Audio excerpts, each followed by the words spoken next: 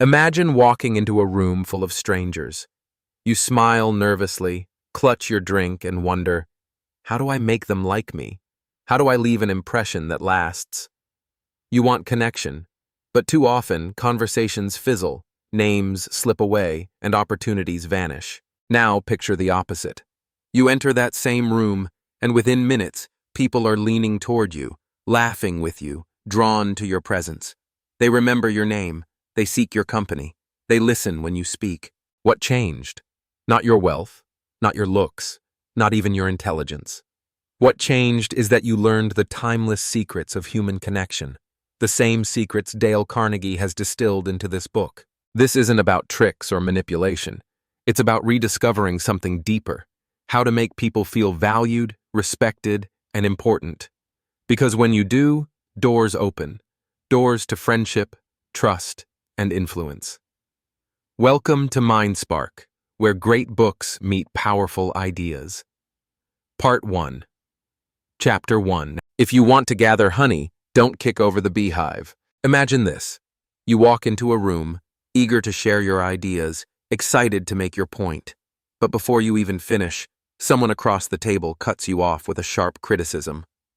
That won't work, they say. You don't know what you're talking about. How do you feel? Defensive? Hurt? Maybe a little angry?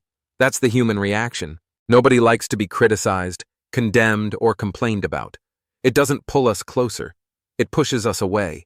Dale Carnegie begins the entire book with this truth, and honestly, it still feels relevant today, even more so in a world buzzing with opinions, arguments, and instant online judgment. He reminds us, if we want to win friends and influence people, we must resist the urge to criticize. Pause here for a second. Think of the last time someone criticized you. Did it inspire you to change, or did it make you dig your heels in deeper? That's the heart of Carnegie's point. Criticism rarely leads to growth. It usually leads to resentment. Instead, he suggests a different path. Appreciation. Genuine, heartfelt appreciation. People crave recognition, like flowers crave sunlight. Without it, we wilt. With it, we flourish. And here's where I add my own reflection. I've noticed in my own life that sometimes a single compliment, something as simple as, "I liked how you explained that," or "you handled that really well," can shift my entire mood. It doesn't just feel nice, it gives me energy. It makes me want to do better. But Carnegie warns us, don't confuse appreciation with flattery. Flattery is empty. People can smell it a mile away. It's like giving someone a plastic flower. It looks fine at first glance, but it has no life, no scent, no soul. Real appreciation, on the other hand, is alive. It notices the small, specific things that often go unseen. So, in this first chapter, Carnegie is setting the stage. He's whispering in our ear, if you want honey, don't destroy the hive. If you want connection, don't start with criticism. And honestly, it's a lesson I wish I had learned earlier. I can think back to times when I blurted out a harsh comment, thinking I was being honest. But honesty without empathy is just cruelty. Looking back, I realized those moments didn't make me more respected. They made me less trusted. So here's the heartbeat of Chapter 1. Criticism closes doors. Appreciation opens them. If we want influence, it starts not with tearing people down, but with lifting them up. And as Carnegie closes this opening thought, he's not just giving us advice, he's inviting us into a whole new way of seeing relationships. Less about proving we're right, more about helping others feel valued. Because in the end, isn't that what we all want? To feel seen, to feel appreciated, to feel like we matter. Chapter 2. The big secret of dealing with people. Picture this. You walk into a crowded cafe. Everyone's talking, cups are clinking, laptops are open. Now imagine if we could hear not their words, but their thoughts. You'd notice something fascinating. Almost every mind is whispering the same question. Do I matter? Am I appreciated? Does anyone notice what I do? And that is the big secret. Carnegie tells us that people crave appreciation more than almost anything else. It's like oxygen for the soul. Without it, we feel invisible. With it, we come alive. Think about your own life. Have you ever worked hard on something? Maybe a project at school or a task at work, and no one noticed? That silence stings. But then, maybe someone stopped by and said, "Hey, I saw what you did there. That was great." And suddenly, the effort felt worthwhile. That's the secret. If you want to win friends, if you want to influence people, give them sincere appreciation. Now let's pause. Carnegie is very clear. It must be sincere. He isn't telling us to flatter, to butter people up, or to hand out compliments like candy. He warns us against that. Flattery is like junk food. It feels sweet in the moment, but it leaves a bitter aftertaste. Appreciation, real appreciation, is like a nourishing meal. It strengthens the bond. And here's my personal take. I've noticed how even the smallest sincere words can linger. Years ago, a teacher once told me, "You explain things clearly. You'd be good at teaching." At the time, I didn't think much of it. But guess what? That one comment stayed with me. It shaped the way I saw myself. In a way, it influenced the path I took later. That's the power of appreciation.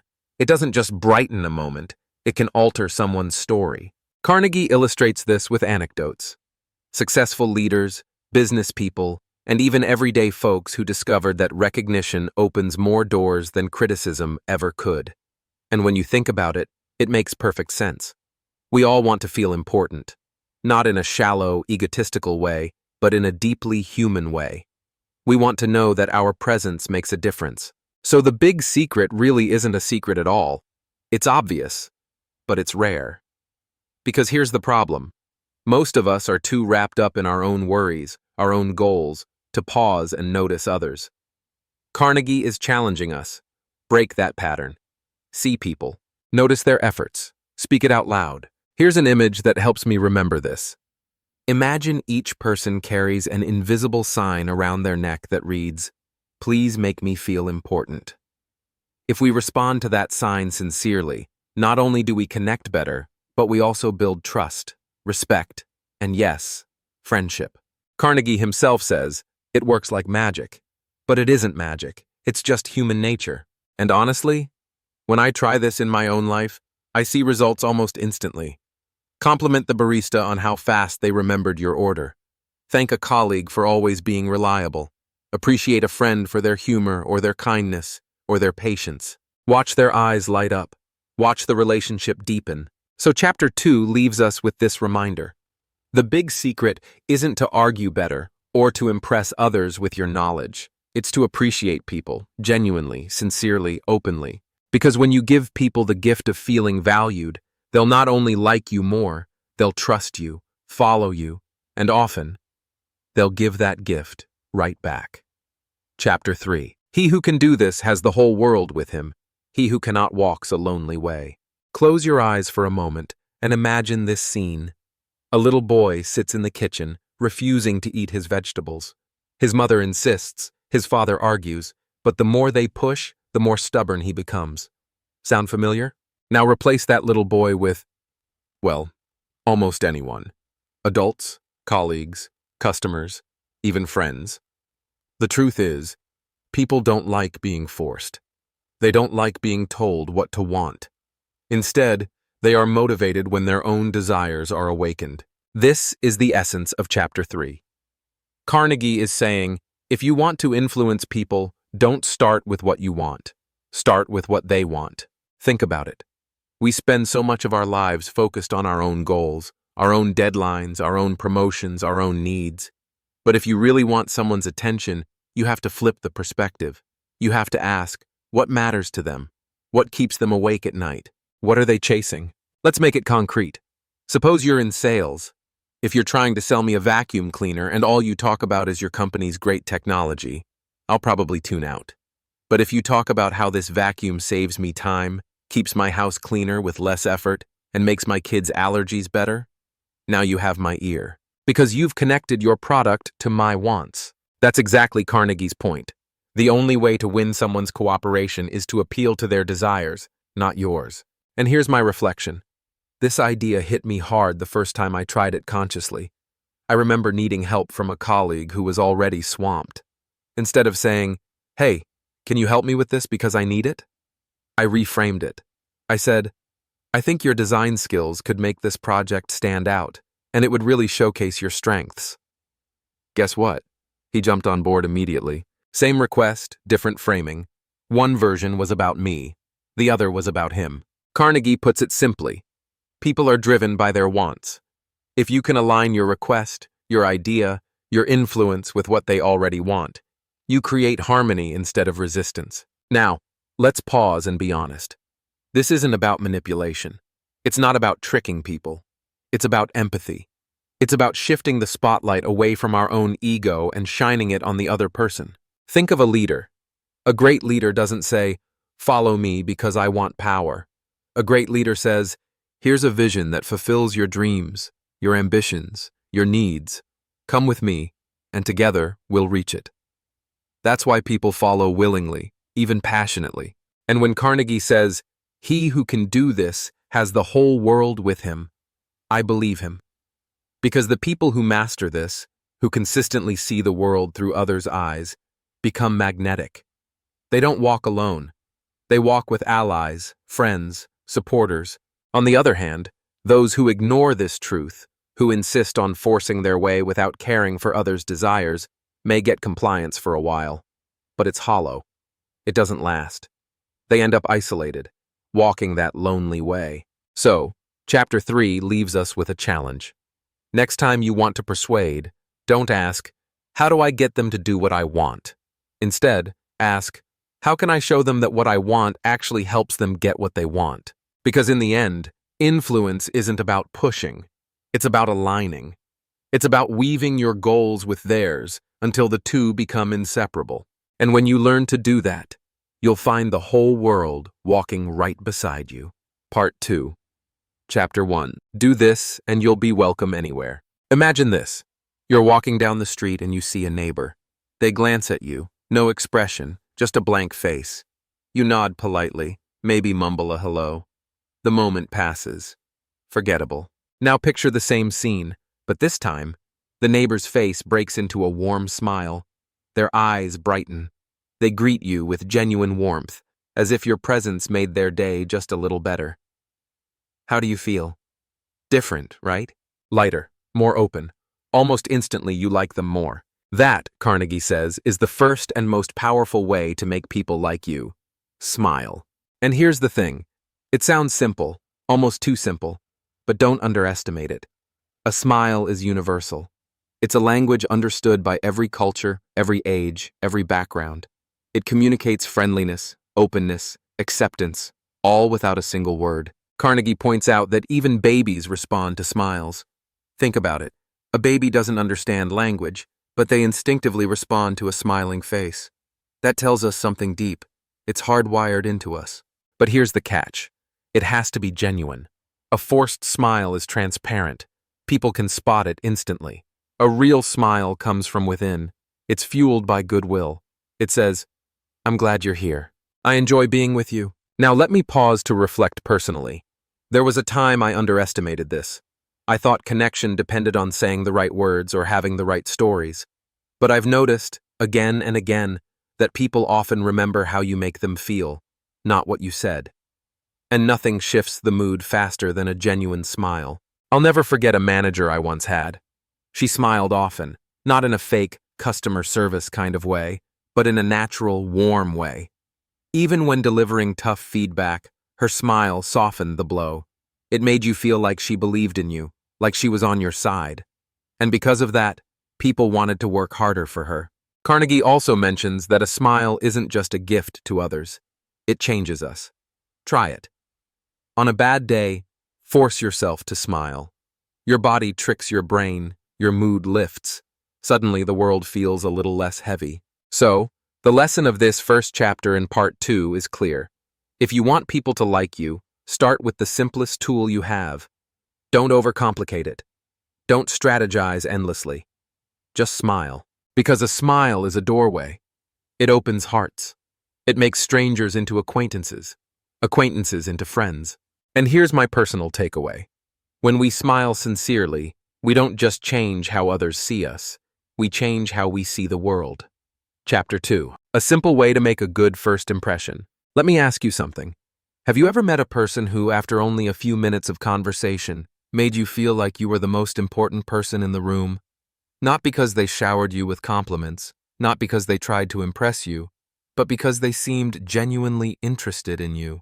That's the heart of this chapter. Carnegie says, if you want people to like you, become genuinely interested in them. Now let's be honest. Most of us walk around preoccupied with ourselves, our worries, our schedules, our next move. And when we meet someone, we're often thinking, what do I say? How do I look? What will they think of me? But here's the twist. If instead we shift that energy outward, if we focus on the other person, everything changes. Carnegie gives plenty of examples of leaders, business people, even celebrities who had this gift. They didn't talk endlessly about themselves. They drew others out. They remembered details. They asked about passions, families, dreams. And because they were genuinely curious, people loved being around them. Here's a personal story. I once had a mentor who made everyone feel special. In meetings, no matter how busy he was, he'd ask about your weekend, your projects, even your hobbies. And he wasn't faking it. He remembered what you told him weeks later. When he asked, how's your guitar practice going? You felt stunned, because he actually cared enough to remember. That kind of attention creates loyalty. Carnegie emphasizes the word genuine. This isn't about pretending to care or asking questions just to check a box. People see through that. This is about truly valuing others, noticing that they are human beings with stories, struggles, and dreams, just like you. Here's my reflection. Genuine interest requires humility. It requires saying, for this moment, you matter more than my ego.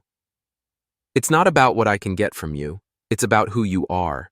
And when people feel that, they respond with warmth. Think of it like this. Everyone is carrying a sign around their neck that says, please notice me. Please care about me. If you're the one who actually reads that sign and responds sincerely, you stand out instantly. I've tested this in everyday life. With strangers, cashiers, Uber drivers, if I ask a real question and show I'm listening, 9 times out of 10 their eyes light up. Suddenly, we're not strangers anymore. We're two humans connecting, even if just for a moment. So the lesson of chapter 2 is simple. Don't try to be interesting. Be interested. Don't chase admiration. Offer attention. Don't strive to be the center of the stage. Shine the spotlight on someone else. Because here's the paradox. When you stop trying to impress people and start caring about them, that's when you become unforgettable. Chapter 3. If you don't do this, you're headed for trouble. Imagine this. You're introduced to someone at a party. You shake hands, you smile, you even have a short conversation. 5 minutes later, you forget their name. You see them again across the room and your mind goes blank. Embarrassing, right? Carnegie tells us bluntly. Forgetting someone's name is one of the fastest ways to make them feel unimportant. Why? Because our name, to us, isn't just a label. It's part of our identity. It's the sound we've heard since childhood. It represents our history, our pride, even our sense of belonging. That's why he insists, remembering and using a person's name is one of the simplest, most powerful ways to win their affection. Let's pause for a second. Think about how you feel when someone greets you with your name. Hi, Anna, or good to see you, John. There's a spark of recognition, almost like a spotlight shining on you. It tells you, they remember me. I matter. Now flip it. Think of a time someone forgot your name, or worse, called you by the wrong one. It stings, doesn't it? You feel invisible, overlooked, dismissed. Carnegie shares story after story of leaders and public figures who were masters at this skill. They made people feel special because they didn't just remember faces. They remembered names, sometimes hundreds of them. And the people who experienced this never forgot the feeling. Here's my personal reflection. I used to be one of those people who said, I'm terrible with names. But then I realized that was just an excuse. What I was really saying was, I don't prioritize it. Because the truth is, we remember what matters to us. If someone told me their Wi-Fi password, I'd remember it for weeks. But a name? Gone in seconds unless I made an effort. So I started practicing Carnegie's advice. When I meet someone, I repeat their name immediately. Nice to meet you, Sarah. Then I'll use it once or twice more in conversation. I'll even jot it down later if needed. And you know what? It works. Not only do I remember better, but the other person always seems more engaged, more open. The real lesson here is not about memory tricks. It's about respect. Remembering someone's name shows you value them as an individual, not just as a face in the crowd. Carnegie phrases it beautifully. A name to its owner is the sweetest sound in any language. And here's the kicker. It costs us nothing to use it. No money, no grand gesture, just a little attention, a little intention. Yet the return is enormous. So the warning of Chapter 3 is clear. If you neglect this, if you shrug off names as unimportant, you're heading for trouble. You'll miss chances to connect deeply. But if you embrace it, if you treat names like treasures, you'll build bonds quickly, and people will feel drawn to you almost instantly. Because in the end, what people want most is to be recognized, and their name is the first, simplest way to give them that gift. Chapter 4. An easy way to become a good conversationalist. Picture this. You're at a dinner party. Someone at the table keeps talking about their job, their travels, their opinions. You can hardly get a word in. After a while, you're bored, maybe even irritated. Now imagine another person at the same table. They lean in, ask you questions, listen carefully, nod with interest. You find yourself talking more and more, sharing stories you didn't even plan to tell. When the evening ends, you think, wow, that was such a great conversation. But here's the twist. They hardly spoke at all. That's Carnegie's point. The easiest way to become a good conversationalist is to be a good listener. Let's stop and think. Most of us believe being interesting is about saying smart things, telling good jokes, or dazzling others with stories. But the truth? People love talking about themselves. Give them the space to do so, and they'll walk away thinking you were the brilliant conversationalist. Carnegie fills this chapter with examples of people who mastered this art. He writes about leaders, hosts, even everyday folks who became magnetic not because they spoke well, but because they listened deeply. And honestly, this resonates with me. I can recall times when I felt closest to a friend simply because they sat quietly and listened as I unloaded my worries. They didn't interrupt, didn't rush to give advice. They just listened. And in that moment, I felt safe, respected, valued. But let's be real. Listening isn't as easy as it sounds. Our minds wander. We think of what we'll say next. Sometimes we're not really listening. We're just waiting for our turn to talk. Carnegie challenges us to change that. He says, be genuinely curious.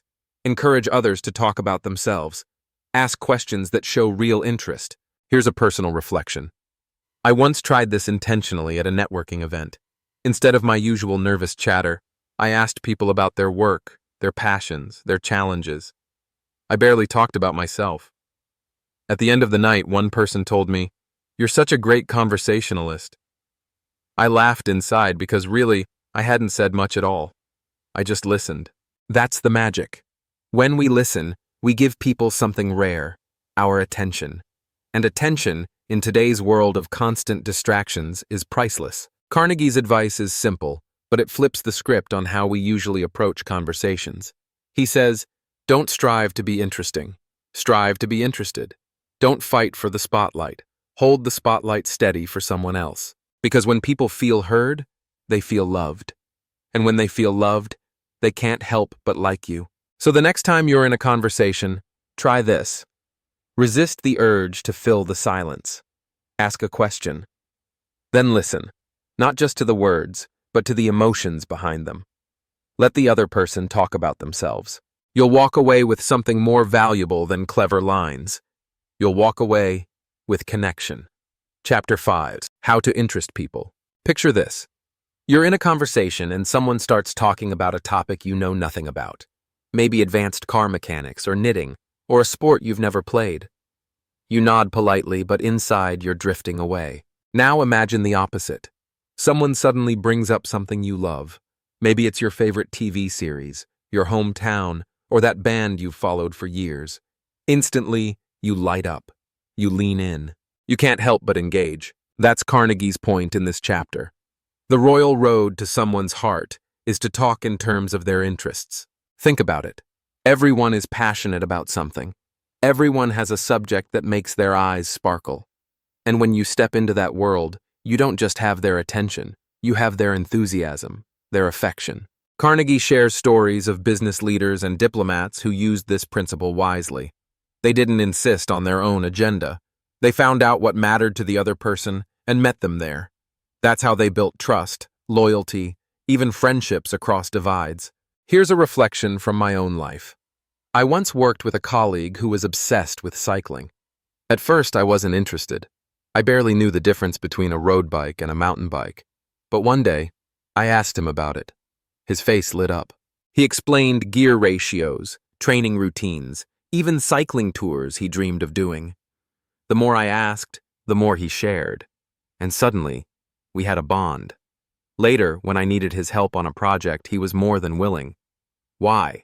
Because I had taken the time to enter his world, not just drag him into mine. Carnegie's advice here isn't manipulative, it's empathetic. He's saying, if you want connection, step out of your shoes and into theirs. Show interest in what excites them. Let your curiosity guide you. And here's something I've noticed. When you do this, you often learn things you'd never have discovered otherwise. People open doors into worlds you might never have entered. That's a gift. But let's be honest, it takes effort. It means resisting the urge to dominate the conversation with your own stories. It means slowing down, asking questions, and really caring about the answers. But when you do, the payoff is huge. Because when people feel that you care about what they care about, they feel that you care about them. So the lesson of Chapter 5 is clear. Don't try to make people interested in you. Make yourself interested in them. Don't fight for the spotlight. Instead, shine it on what matters most to them. And when you do, you won't just win their attention, you'll win their friendship. Chapter 6. How to make people like you instantly. Imagine walking into a crowded room. There are dozens of conversations buzzing, people laughing, clinking glasses. In the middle of it all, someone turns to you, looks you in the eye, and says something that makes you feel seen, truly seen. They ask about your life, they listen with respect, and they speak to you as if you really matter. How do you feel? Almost weightless, valued, important. That's the principle Carnegie drives home here. Make the other person feel important, and do it sincerely. This, he says, is the golden rule of human relations. The deepest craving in human nature isn't for money or recognition, or even love. It's for significance. To feel that we matter. To feel that our existence makes a difference. Let's pause here. Think about it. When was the last time someone made you feel important? Maybe a teacher praised your effort. Maybe a boss acknowledged your contribution. Maybe a friend told you how much they appreciate your presence. Those moments stay with us, don't they? They shape how we see ourselves. Carnegie warns, though, it has to be sincere. Empty flattery backfires. People can smell insincerity a mile away. Real recognition comes from the heart, from truly noticing, truly appreciating what someone brings. Here's my personal reflection. I once had a boss who had a habit of giving out quick, good jobs without even looking up from his laptop. After a while, those words meant nothing. But another mentor I worked with would take 30 seconds, look you in the eye and say, "I really value the way you handled that situation. It made a big difference." Those words? They stuck. Not because they were fancy, but because they were real. Carnegie shares countless stories of people transformed by this principle. Leaders who remembered small details about employees' lives. Business owners who treated every customer as though they mattered. Friends who gave time, attention, and recognition generously. These people were loved, trusted, followed, not because of power, but because of respect. The key here is humility. To make others feel important, we have to step back from our own need to shine. We have to be willing to say, right now, it's about you. And paradoxically, that's when people often respond with affection, loyalty, and admiration for us. I've tried this in daily life, simply telling someone, "I appreciate the way you," or "It means a lot that you," and the results are immediate. Faces soften. People smile. You can see the warmth flood in. So Carnegie's final message in part 2 is simple but profound. If you want to win friends, don't chase importance for yourself. Give importance to others. Make them feel seen, valued, respected. Because here's the truth. When you help someone else feel important, you become important to them. And that's how connections, real, lasting connections are built. Part 3, Chapter 1. You can't win an argument. Imagine this. You're in the middle of a heated debate. Voices rise, tempers flare. Finally, you land a crushing point that leaves the other person speechless. Victory, right? You won the argument. But then, look at the other person's face. Do they look convinced? Do they look grateful? Or do they look defensive, embarrassed, maybe even resentful? The truth is, you may have won the battle, but you've lost the war. Carnegie opens this part of the book with a blunt statement. The only way to get the best of an argument is to avoid it. It sounds counterintuitive. Aren't debates healthy? Doesn't arguing sharpen ideas? Maybe in a classroom, yes. But in everyday relationships, at work, with friends, at home, arguments rarely change minds. They harden them. Think about it. Have you ever lost an argument and immediately said, "You know what? You're right. Thank you for humiliating me. I'll change my mind now?" Of course not. Most of us double down, even if deep down we know we're wrong. Our pride won't let us surrender. Carnegie tells story after story of how arguments destroy goodwill. Even when logic is on your side, the other person often walks away hurt. And a hurt ego is a dangerous barrier. Here's my personal reflection. I used to think winning debates proved intelligence. But over time, I realized convincing someone isn't about scoring points. It's about keeping the relationship intact. I remember once winning an argument with a close friend over something trivial. For days afterward, things felt tense between us. I had proved my point, but I'd lost something far more valuable: harmony. Carnegie isn't saying we should avoid difficult conversations. He's saying approach them differently. Instead of trying to win, aim to understand. Instead of proving the other person wrong, look for common ground. This requires humility. It requires resisting the urge to show off how clever we are. It means valuing the relationship more than the ego boost of being right. And here's the paradox. When we stop trying to win, we often gain influence. People trust us more, listen to us more, because they don't feel attacked. They feel respected. So the lesson of Chapter 1 is this. If you want to persuade, drop the need to argue. Listen instead. Respect instead. Because even if you win an argument, you often lose something greater. But if you avoid the fight and choose connection, you don't just save the relationship, you create the space for true influence. Chapter 2. A sure way of making enemies and how to avoid it. Picture this. You're in a conversation, and someone confidently says something you know is wrong.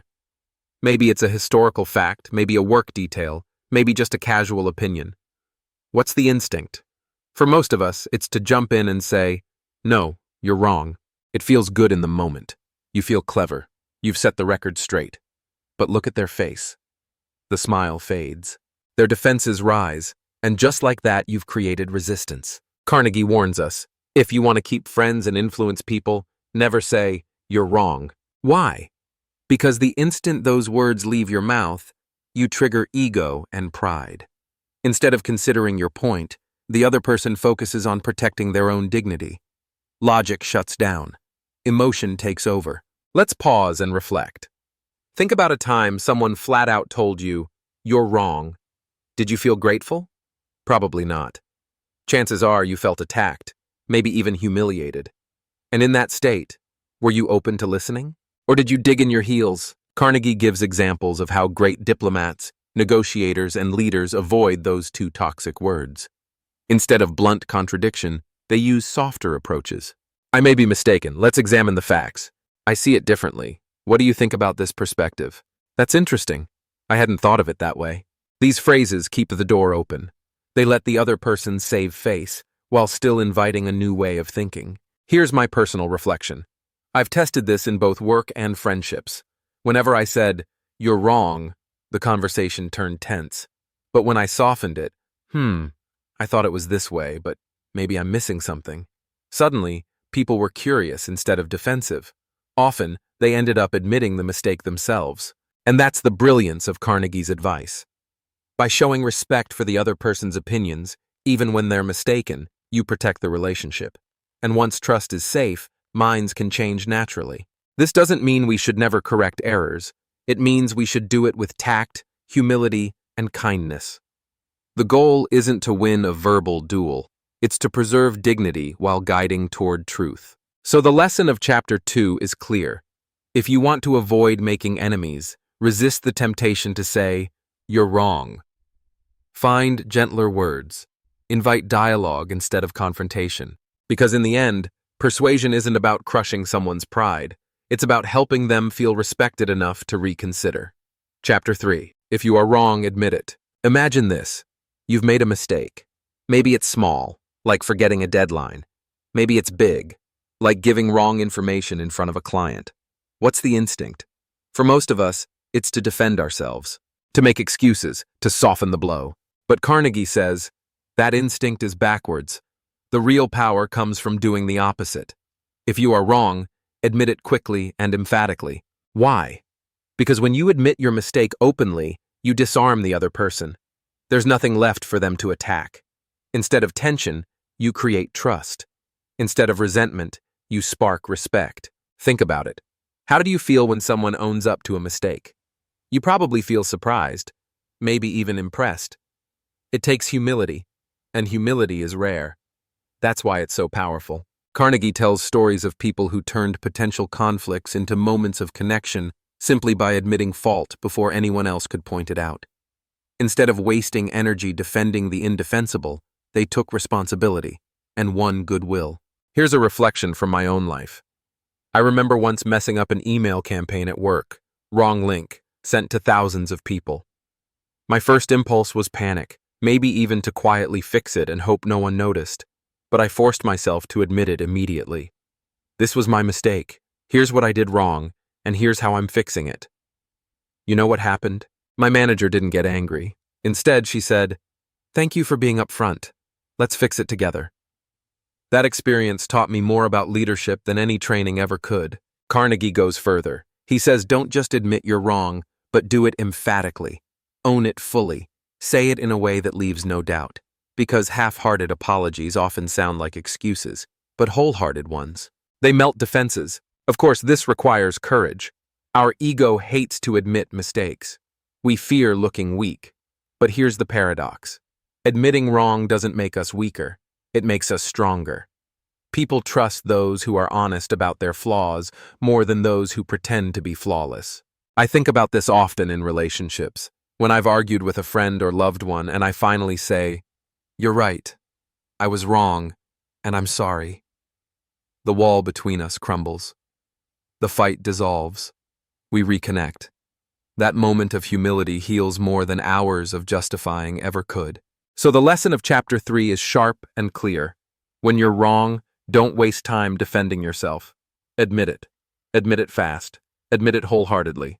Because in the end, the fastest way to turn an enemy into a friend, or a critic into an ally, is not by fighting harder, but by saying, "You're right, I was wrong." Chapter 4. A drop of honey. Picture this. You're frustrated. Maybe a coworker missed a deadline. Maybe a neighbor's dog keeps barking. Maybe your kid forgot to do their chores again.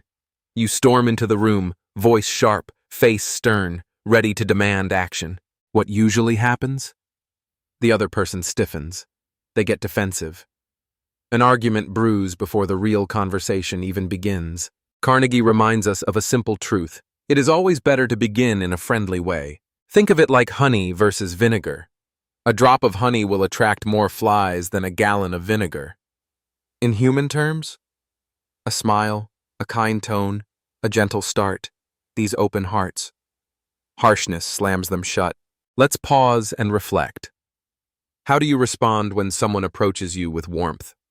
Even if they're bringing up a problem, you're more willing to listen, more willing to cooperate. Contrast that with being attacked. You resist, even if deep down you know they're right. Carnegie illustrates this with stories of business negotiations and personal conflicts alike. Time and again, those who started with friendliness succeeded.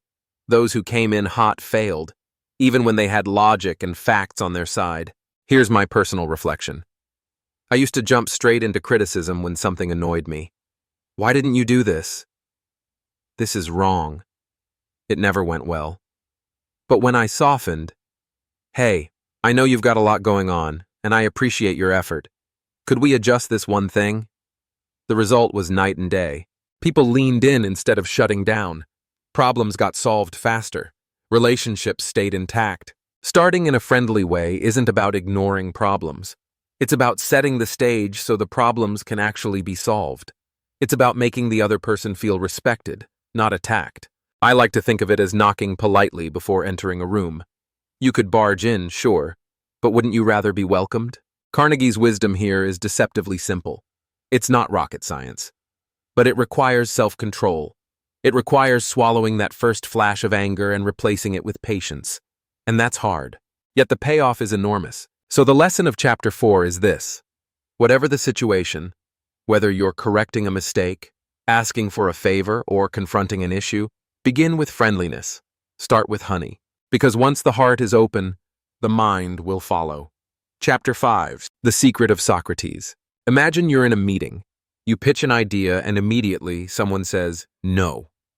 That one word slams the door shut.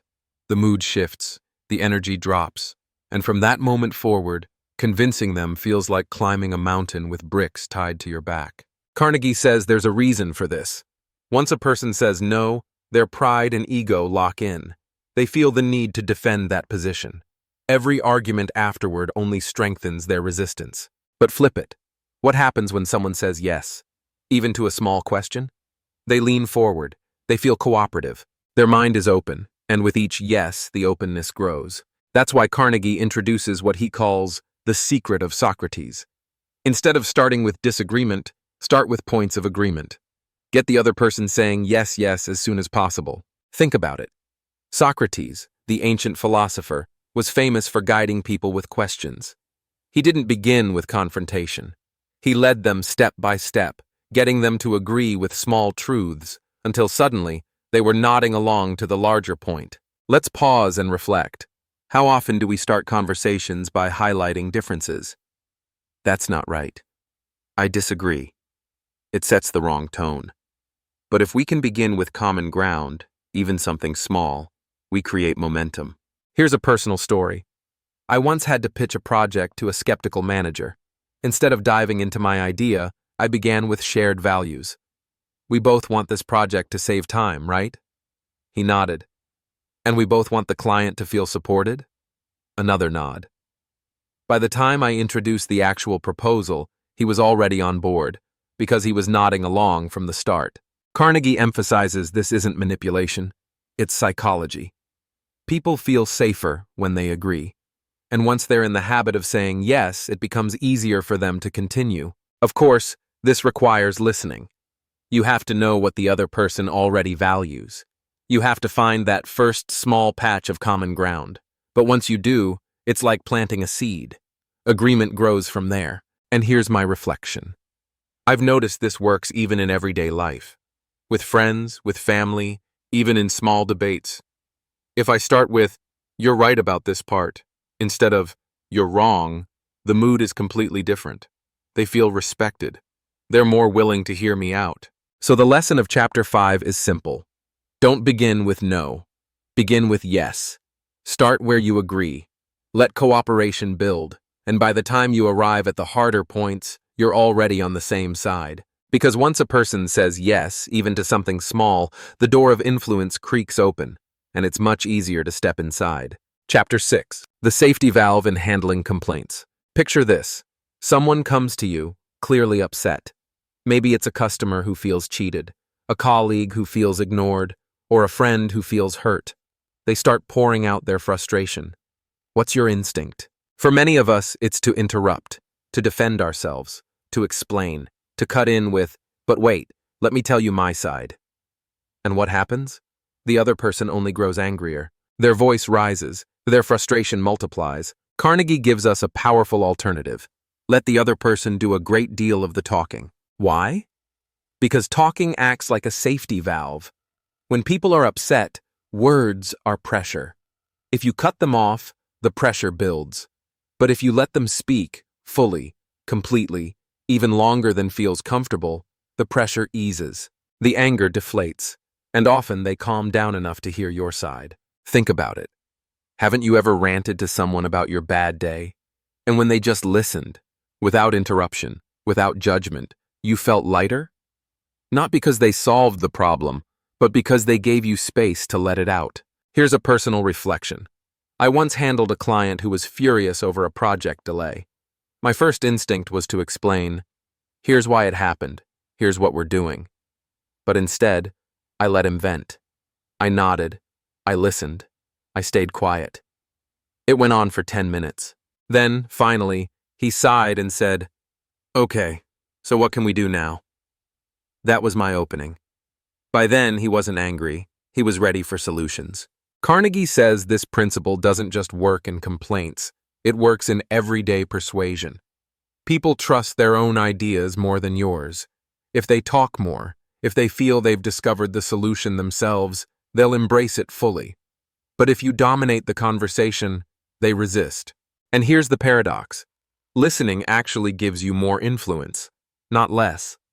By speaking less, you learn more about their desires, fears, motivations. That knowledge is power. Of course, this takes patience. It's hard to hold back when you're itching to explain yourself. It's hard to stay silent when your pride wants to jump in.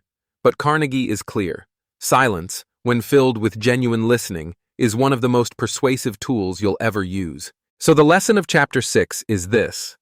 Don't fight for airtime. Give it away. Let the other person speak, vent, explore. Because the more they talk, the more they feel understood.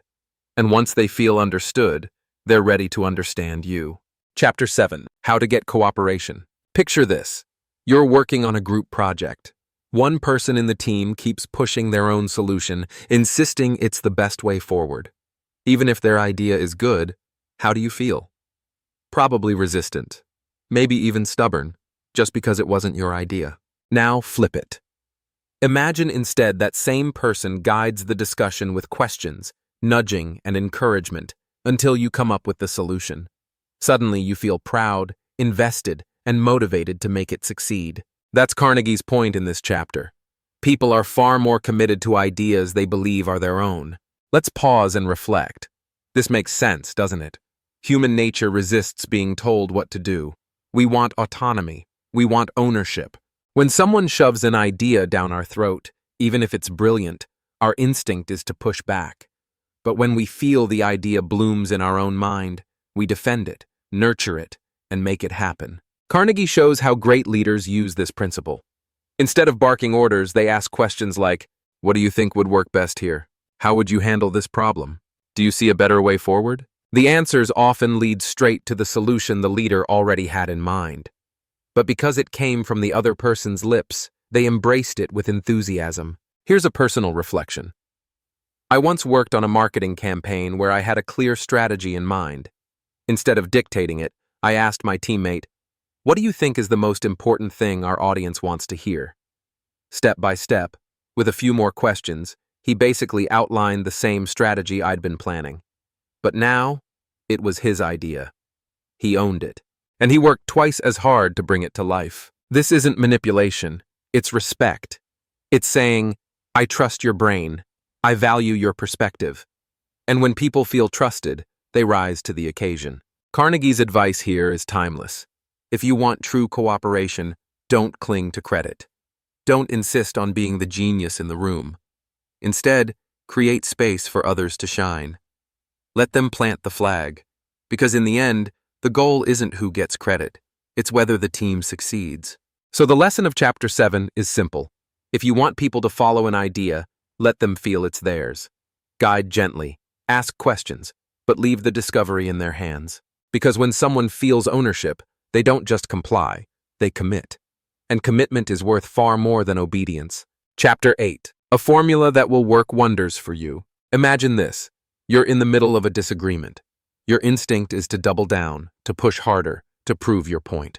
But the more you push, the more the other person resists. Carnegie offers a different path. Try honestly to see things from the other person's point of view. It sounds simple, doesn't it? But think about how rarely we do this. Most of the time when someone talks, we're not truly listening. We're preparing our response. We're climbing up our own wall of logic while ignoring theirs. But here's the magic. When you pause, breathe, and actually step into their shoes, everything shifts. Think about it. Haven't you ever felt the relief of someone saying, "I get why you feel that way"? Even if they don't agree, the fact that they understand changes the energy. You no longer feel like you're fighting an enemy, you feel like you're being heard. And that opens the door for connection. Carnegie gives stories of diplomats, executives, even everyday parents who diffused conflict by first acknowledging the other perspective. They didn't rush to argue. They said things like, "I see why you might think that. If I were in your position, I'd probably feel the same way. That makes sense to me." Those words soften resistance. They build trust, and trust creates room for influence. Here's my personal reflection. I once had a disagreement with a close friend about money. Normally, I'd have argued my case directly, but instead I stopped and said, "I know this makes you anxious. If I were in your situation, I'd feel the same stress." Immediately, her tone shifted. We weren't opponents anymore. We were allies, tackling the same problem from different sides. Carnegie insists this isn't about manipulation.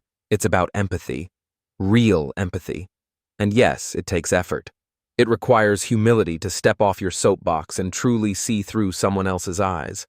But when you do, the reward is extraordinary. Because here's the truth. People crave understanding as much as they crave air. Once they feel understood, they become willing to understand you. So the formula of Chapter 8 is not complicated. It's as old as humanity itself. Seek first to understand, then to be understood. Walk a mile in their shoes. Acknowledge their feelings. Respect their perspective. And when you do, you'll find arguments melt, walls crumble, and influence flows naturally. Chapter 9. What everybody wants. Imagine this. You're sharing a struggle with someone, maybe about stress at work, maybe about a personal problem. And before you even finish, they jump in with advice. You shouldn't feel that way. Here's what you should do instead. How does it feel? Dismissive. Cold. Like your feelings don't matter. Now imagine the opposite. You share your struggle, and they respond with, "I understand how tough that must be. I'd feel the same in your shoes." Instantly, the tension eases. You feel lighter. Not because the problem vanished, but because someone validated your feelings. That's Carnegie's message here. Be sympathetic with the other person's ideas and desires. He explains that one of the strongest needs in human nature is the desire for sympathy. Not necessarily agreement, just acknowledgement. We don't always need solutions. Often, what we crave most is to feel that someone gets it. Let's pause. Think about your own life. When you're upset, do you really want advice right away? Or do you first want someone to say, "I hear you, I know that's hard"? For most of us, sympathy comes before solutions. Carnegie gives examples of how powerful this principle can be. A customer who feels cheated, a child who feels misunderstood, an employee who feels overlooked. All of them soften when they hear, "I understand how you feel." Those 6 words can diffuse anger faster than logic ever could. Here's my personal reflection. I used to be the fixer friend, the one who jumped straight into problem solving. A friend would complain, and I'd say, "Here's what you should do." But often, they grew more frustrated. Then I realized they weren't asking for a fix. They were asking to be heard. When I started saying, "That sounds rough. I can see why you're upset," the conversations transformed. Only after that, they were open to hearing suggestions. Sympathy is about stepping out of your ego long enough to connect with their humanity. It's not about whether you agree with their perspective. It's about respecting that their feelings are real to them. And here's the paradox. The moment you acknowledge their desires, their feelings, their worries, they stop clinging so tightly. They relax. And in that relaxed state, they're far more open to new ideas, including yours. So the lesson of Chapter 9 is simple but powerful. Don't rush to correct, argue, or fix. First, sympathize. Show you understand. Show you care. Because at the end of the day, what everybody wants isn't perfect solutions. It's understanding. And when you give that freely, you build a bridge strong enough to carry any influence across. Chapter 10. An appeal that everybody likes. Picture this. You're at the market. 2 sellers are offering the same product. One says, "Buy this, it's cheap and fast." The other says, "Buy this, because it's made honestly, and it will truly last. It's the right choice for your family. Which one pulls your heart more? Carnegie reveals a truth here. People like to think of themselves as guided by noble motives. Yes, we all have selfish impulses, but we want to believe we act out of fairness, honesty, responsibility, kindness. If you appeal to those higher motives, people will almost always respond positively. Let's reflect for a moment. When someone accuses you of selfishness, you bristle. But when someone says, "I know you care about fairness," or "I can tell you value honesty," doesn't that inspire you to live up to it? That's the magic Carnegie is pointing to. He shares stories of business leaders who, instead of appealing to greed, appealed to integrity. For example, rather than saying, "This deal will make you rich," they'd say, "This deal is fair to both sides, and I know you believe in fairness." The results were stronger and longer lasting. Here's my personal reflection. I've noticed this in my own relationships. If I ask a friend for help and say, "Come on, don't be lazy," they might help reluctantly or get annoyed. But if I say, "I know you're the kind of person who always shows up for people," their chest lifts and they step in with pride. Same request, different appeal. The second one touches the nobler side of their self-image. Carnegie warns, though, this only works if it's genuine. You can't fake it. You can't flatter someone into being noble. You have to truly see and call out the good in them. And when you do, they rise to it. Think of a parent encouraging a child. Instead of scolding, "You're careless," they say, "I know you're better than this. You're a responsible person." That simple appeal often inspires the child to act responsibly, because they want to live up to the image someone they love has of them. So the lesson of Chapter 10 is this. Whenever possible, appeal to the higher motives in people. Don't push on fear or greed or selfishness. Touch their sense of fairness, honor, generosity. Because when you do, you don't just get compliance. You get cooperation rooted in pride and dignity. And that kind of cooperation lasts. Chapter 11. The movies do it. Radio does it. Why don't you do it? Imagine this.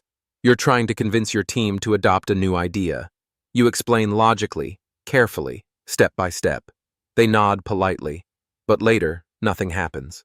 Your idea was heard, but it wasn't felt. Carnegie says there's a reason for that. Facts by themselves are often dry. They slide off people's minds like water off glass. But when you bring those facts to life, when you dramatize your ideas, suddenly, people pay attention. Think about the movies.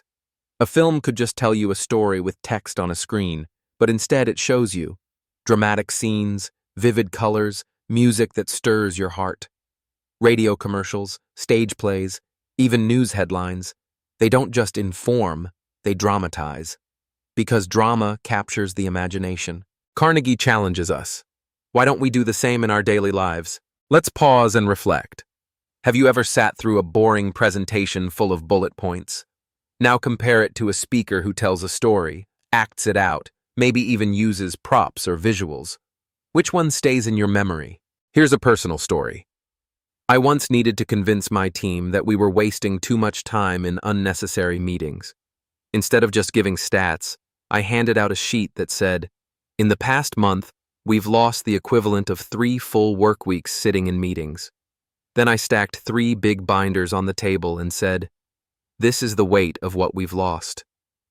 The room went quiet. People felt the waste, and change happened. Carnegie gives similar examples. Salespeople who dramatized the benefits of their products, leaders who dramatized the urgency of an issue. Those who painted vivid pictures were remembered. Those who only explained? Forgotten. Of course, dramatizing doesn't mean exaggerating or lying. It means packaging your idea so it's vivid, so it stirs emotion, so it's impossible to ignore. Think of Martin Luther King Jr.'s "I Have a Dream" speech. He could have said, "We need equality." True, but flat. Instead, he painted a vision of children hand in hand, of justice rolling like a mighty river. That's dramatization. That's why it lives on decades later. Here's my reflection. Sometimes I hesitate to dramatize. I fear looking silly or over the top. But Carnegie reminds me, it's not about theatrics for their own sake. It's about respect for your audience. If your idea matters, don't just say it. Show it. Make it felt. So the lesson of Chapter 11 is this. Don't settle for dry facts. Wrap them in story, in image, in drama. Because when people feel your idea, they'll carry it with them. And that's when persuasion truly begins. Chapter 12. When nothing else works, try this. Imagine you're working with a team that seems unmotivated. You've explained the benefits of the project. You've laid out the goals. You've even tried appealing to higher motives. But still, silence, shrugs, no spark. Carnegie suggests a final powerful strategy. Throw down a challenge. Why? Because human beings have a deep, primal desire to prove themselves. We thrive on competition, on tests of ability, on the chance to show what we're made of. When someone dares us, something in us wakes up. Think of athletes. They push themselves not just for medals, but because the challenge itself ignites them. Think of inventors. Many breakthroughs in history came not because someone was told to do it, but because they rose to a challenge that seemed impossible. Carnegie shares stories of managers who transformed their teams not by demanding results, but by setting challenges. Instead of saying, do better, they said, let's see if we can beat last month's record. Suddenly, work became a game, a test, and people leaned in with energy. Here's a personal reflection. I once struggled to get a group of students engaged in a training workshop. They were tired, uninterested. Explaining why this mattered wasn't working. So I tried something different. I split them into teams and said, let's see which group can solve this problem the fastest.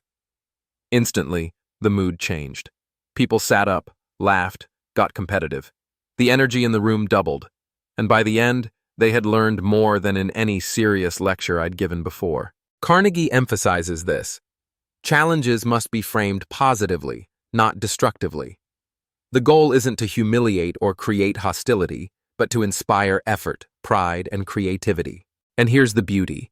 When people rise to a challenge, they don't just achieve more, they feel more. They feel capable, proud, alive. That emotion binds them to the task, to the team, even to the leader who believed they could do it. Think of great leaders in history. Again and again, they called people not just to duty, but to challenge. Ask not what your country can do for you. We choose to go to the moon, not because it is easy, but because it is hard. These weren't orders. They were challenges, and they moved nations. So the lesson of Chapter 12, the final one in Part 3, is this. When all else fails, challenge people. Appeal to their competitive spirit, their desire to excel, their hunger to prove themselves, because deep down, every person wants to rise. Sometimes all it takes is someone daring them to try. Part 4. Chapter 1. If you must find fault, this is the way to begin. Imagine this. Your boss calls you into the office. You sit down, and the first words out of their mouth are, "You messed this up." How do you feel? Defensive, embarrassed, maybe even resentful. From that moment on, you're not listening to learn. You're listening to protect yourself. Carnegie says this is the worst way to correct someone. If you must give criticism, always begin with praise and appreciation. Why?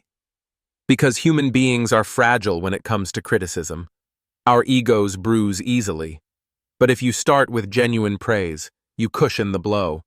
The other person feels respected, not attacked. They're more willing to accept what comes next. Think about it. Which feels better? You made mistakes in this report, fix it. I really admire how thorough you usually are. This report has great sections, but I think we can improve this part to make it even stronger. Both deliver the same message. But the second one lands with care and is far more likely to inspire change. Here's a personal reflection. I once had a mentor who was brilliant at this. Before pointing out an error, he always highlighted what I did well. By the time he mentioned the mistake, I didn't feel attacked. I felt guided. I wanted to improve because I trusted he saw my potential, not just my flaws. Carnegie isn't saying we should sugarcoat everything. The point is sincerity. Praise must be real, not fake flattery. If you don't mean it, people will know. But if you notice and acknowledge what's good before addressing what's wrong, you create an atmosphere of growth instead of fear. Think of it like planting seeds. Criticism alone scorches the soil. Praise prepares it, softens it, so that correction can actually take root. So the lesson of Chapter 1 is clear. When you must correct, Begin with appreciation.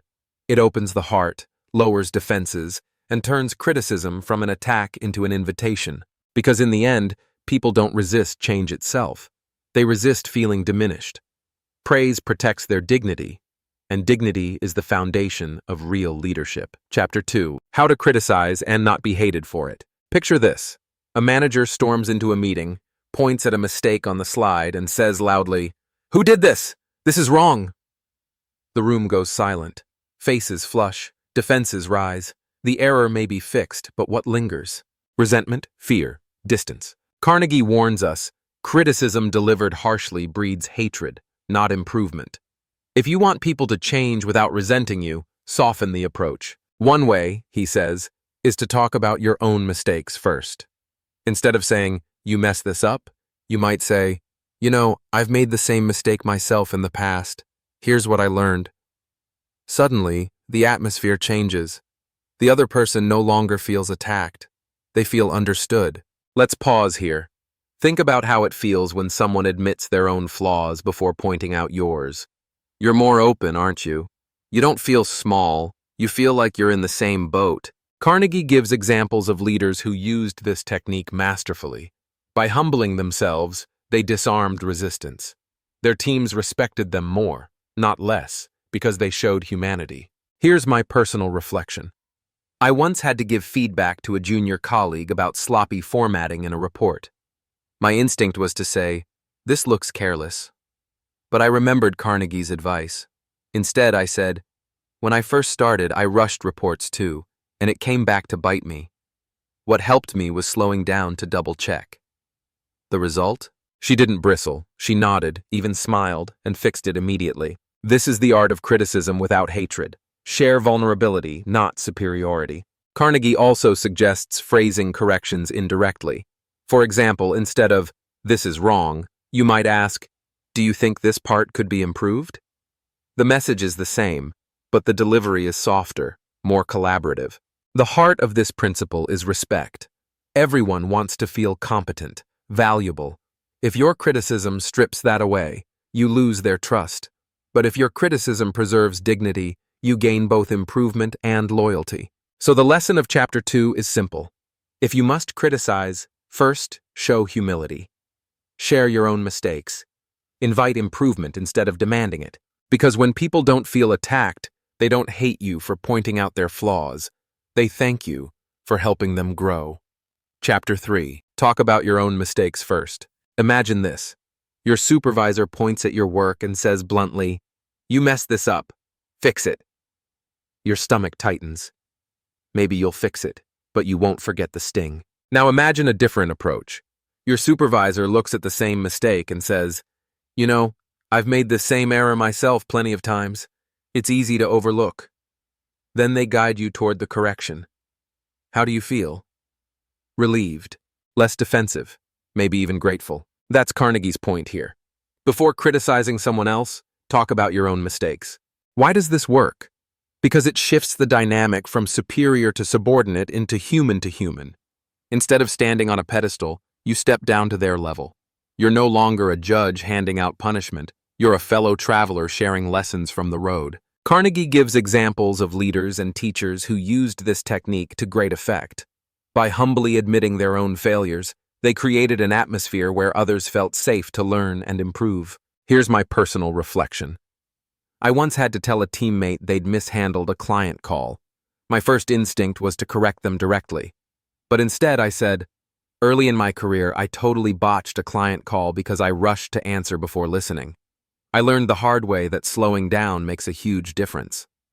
You could see the tension leave their shoulders. They admitted their mistake willingly and asked me for tips. That moment built trust instead of breaking it. This principle works beyond the workplace too. As a friend, a parent, a partner, if you want someone to change, start with humility. Say, "I've struggled with this myself," or "I've made the same error." Suddenly, the criticism isn't a spotlight on their failure. It's a shared human experience. Carnegie emphasizes sincerity again.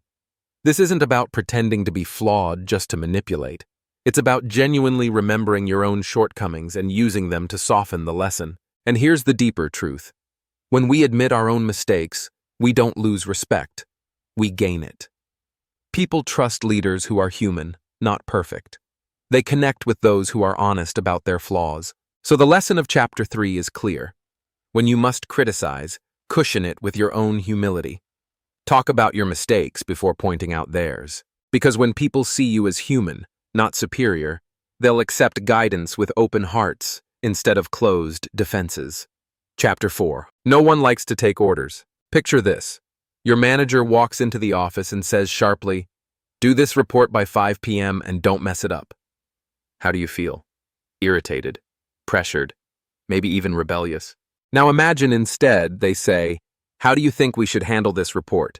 Do you think it's possible to get it done by 5?" Suddenly, the energy is different. You're not being ordered. You're being invited to solve a problem. That's Carnegie's message. Ask questions instead of giving direct orders. Why does this work? Because people crave autonomy. We don't like feeling forced.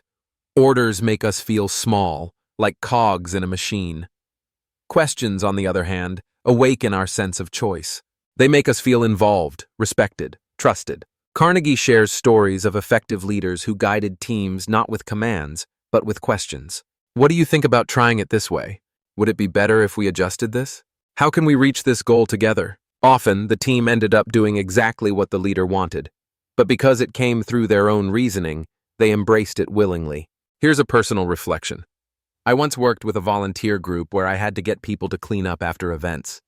If I said, "You take out the trash," people groaned. But when I asked, "Who wants to help us finish up faster by grabbing the trash bags?" hands went up. Same task, different approach. And the atmosphere stayed light. This principle also works in families. Instead of telling a child, "Do your homework now," try, "What's your plan for finishing your homework today?" The child feels a sense of ownership instead of resistance. Carnegie stresses, this isn't just politeness, it's smart psychology. When people feel their intelligence is respected, they rise to the occasion. When they feel controlled, they shrink back, or worse, they rebel. So the lesson of Chapter 4 is simple. If you want cooperation, frame direction as questions. Guide, don't dictate. Invite, don't command. Because when people feel the decision is theirs, they'll not only do the task, they'll do it with pride. Chapter 5. Let the other person save face. Picture this. You're in a meeting. Someone makes a mistake, maybe misquotes a fact or miscalculates a number. You jump in immediately. That's wrong. Yes, the correction is accurate. But look at their face. Reddening. Eyes cast down. You've not only corrected the mistake, you've embarrassed the person. And that embarrassment may last long after the meeting ends. Carnegie reminds us, even when people are wrong, we must let them save face. Why? Because dignity is priceless. Once a person feels humiliated, they'll cling to resentment, even if they admit you were right. But if you preserve their pride, they'll stay open to learning, and to you. Think about it. Haven't you had moments when you were corrected harshly in public? It wasn't the correction that hurt, it was the humiliation. Now compare that to someone who corrected you gently, privately, with tact. The difference is night and day. Carnegie shares stories of leaders who understood this deeply. Instead of exposing mistakes, they shielded employees from shame. They corrected privately, praised publicly. And because of that, they earned loyalty instead of bitterness. Here's my personal reflection. I remember once catching an error in a teammate's presentation, right as they were speaking to a client. My instinct was to interrupt. But I held back, and later, in private, I said, "I noticed this part might need adjusting. I've done the same thing before. It's easy to miss." She thanked me sincerely. If I had corrected her in front of the client, it would have crushed her confidence. This principle isn't about ignoring mistakes. It's about how we handle them. We can shine a spotlight that humiliates, or a softer light that guides without shame. Carnegie's wisdom here is clear. Leadership is not just about results, but about protecting the humanity of those we lead. So the lesson of Chapter 5 is simple but profound. Never take away someone's dignity. Even in correction, even in conflict, leave them with pride intact. Because in the end, people may forget the details of what you said, but they will never forget how you made them feel. And if you made them feel small, they'll resent you. But if you helped them save face, they'll respect and follow you. Chapter 6. How to spur people on to success. Imagine this. You're learning a new skill, maybe playing piano, maybe coding, maybe public speaking. You're clumsy at first. You make mistakes. You wonder if you'll ever improve. Then a teacher looks at you and says, "I know you can do this. You've got real talent." How do you feel? Encouraged, energized. Suddenly, you want to rise to the challenge. That's Carnegie's point here. If you want to help people grow, give them a reputation to live up to. He explains that people often become what we believe them to be. If you treat someone as capable, responsible, gifted, they'll often strive to prove you right. But if you label them careless, lazy, or incompetent, they'll live down to that label. Think of a child. If a parent says repeatedly, "You're so clumsy," the child internalizes it. But if the parent says, "You're so thoughtful, you always notice the little things," the child begins to see themselves that way and acts accordingly.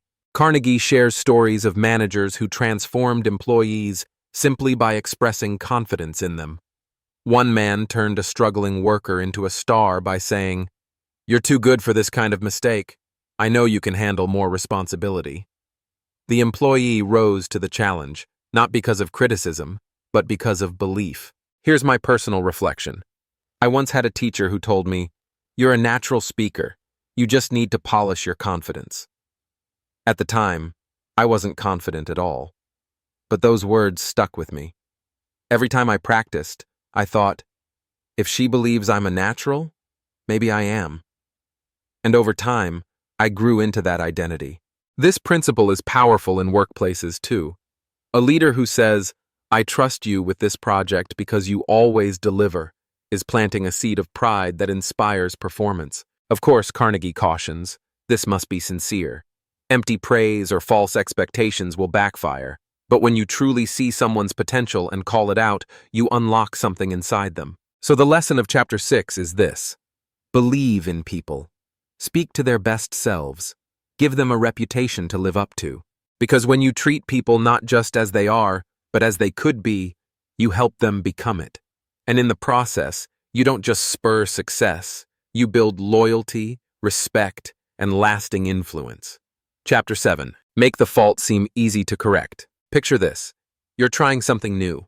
Maybe learning to drive, cooking a complicated recipe, or giving your first big presentation. You stumble, you mess up. And then someone says to you, "Wow, this is going to be really hard for you.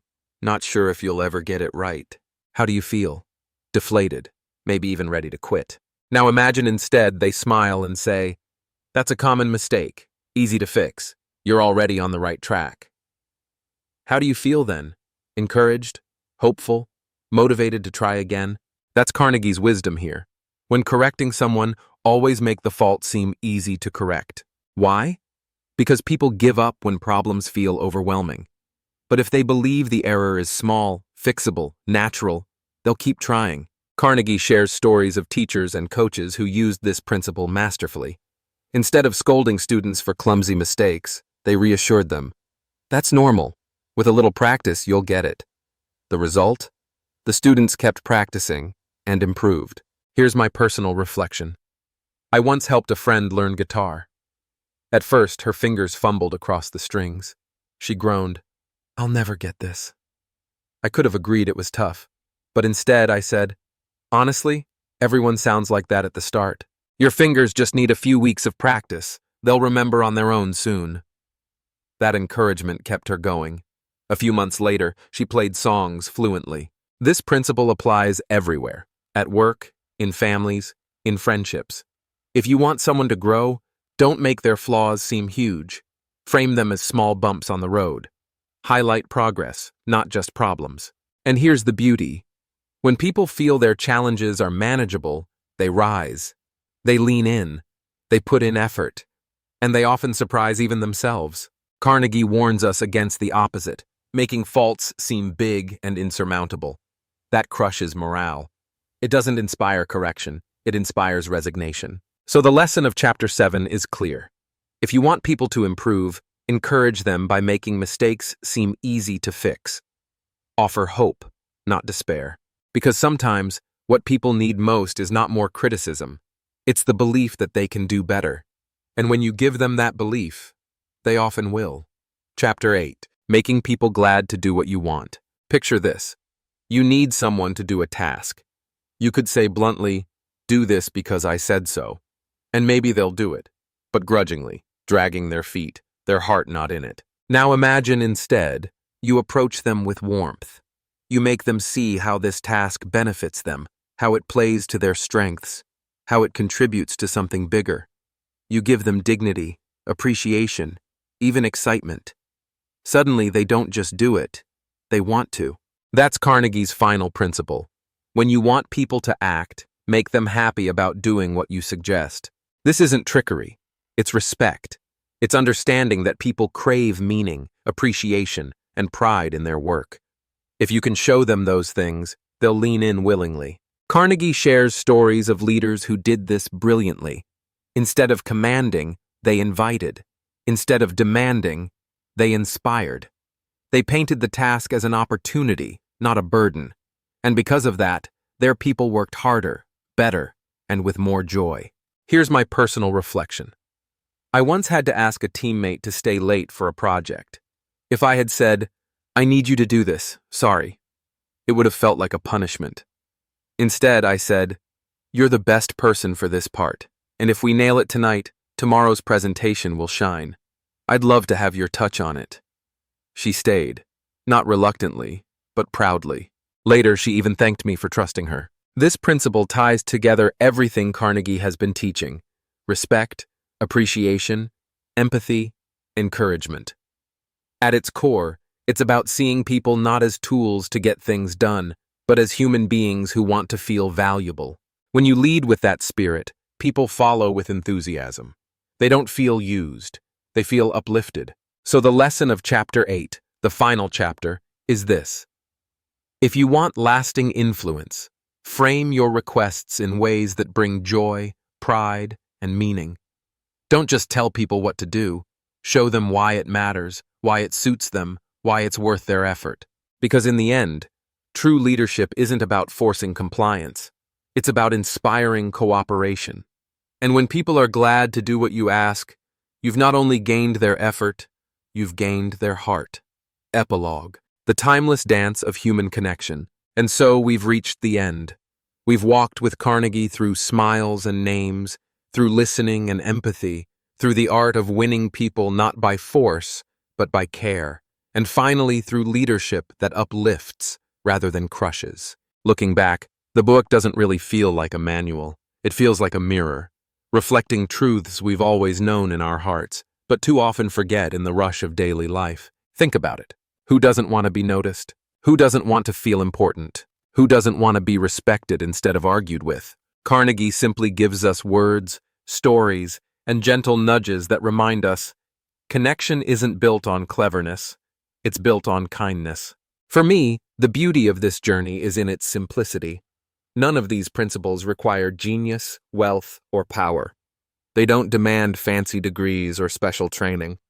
All they require is a willingness to shift the focus outward, from me to you, from trying to impress to trying to understand.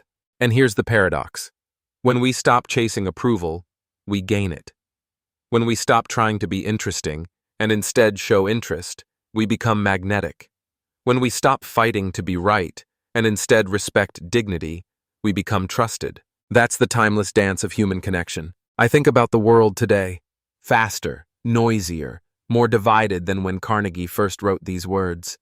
And yet, his advice feels even more urgent now. In an age of constant shouting, a sincere listener is a rare treasure. In a sea of self-promotion, someone who remembers your name feels like sunshine. In a climate of endless arguments, a person who says, "I understand," feels like water to a thirsty soul. Personally, I take away this. Every interaction is a chance to build someone up or tear them down, a chance to make someone feel seen or feel small. And if we choose, even in tiny ways, to apply Carnegie's principles, we leave behind not just better impressions, but better relationships. It reminds me of something simple but powerful. People may forget what we said. They may forget what we did, but they will never forget how we made them feel. So, what does it mean to win friends and influence people? It means more than networking, more than persuasion.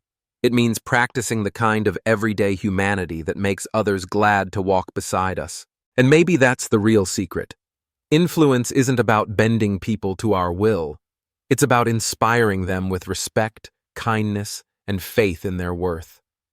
Friends aren't won like trophies. They're nurtured through warmth, listening, and sincerity. As the curtain falls on this journey, one truth lingers. The greatest power we have is not in commanding others, but in caring for them. That's what Carnegie leaves us with. Not a toolbox, but a compass. A compass pointing toward the best version of ourselves, the version that touches lives, not by force, but by friendship. And that's it. The timeless lessons from how to win friends and influence people. If these ideas sparked something in you, if they reminded you of the power of a smile, of listening, of making others feel important, then imagine how much more we can learn together on this journey. So here's my invitation. Subscribe to the channel. Join this growing community of people who don't just want success, but want better connections, better influence, and better lives. Every week we dive into books, stories, and ideas that help us grow, not just as professionals, but as human beings. And trust me, you won't want to miss what's coming next. So hit that subscribe button, turn on the bell, and let's keep learning together.